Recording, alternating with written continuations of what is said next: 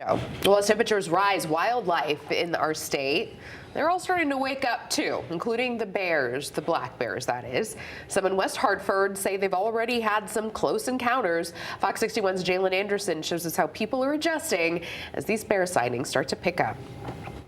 Folks in West Hartford are no strangers to coming face to face with bears. People in this neighborhood say they are taking the proper steps to keep their distance. As the weather begins to look a lot more like spring, wildlife officials are hoping homeowners across the state will take heed of advice to avoid attracting the large animals. Bird feeders, outdoor pet food, and livestock food are items officials are warning people to remove from their yards. Jenny Dixon with the Department of Energy and Environmental Protection says as these bears get more active, these are some of the items they'll be looking for. Because as the bears come out of hibernation, they're incredibly hungry. You know, they've been sleeping for months, burning up all their stored fat reserves.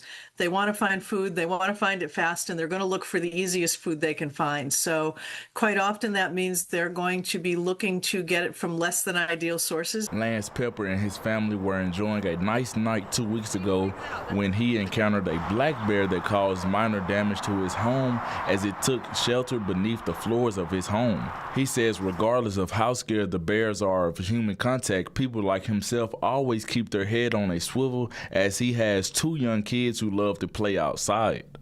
Yeah, when the whole thing happened, it was like 9 o'clock at night. I thought someone was breaking into our house. And you know, with little kids being in our family and running all around, you never know. And we're so close to the highway that it's kind of weird that they're so comfortable with us.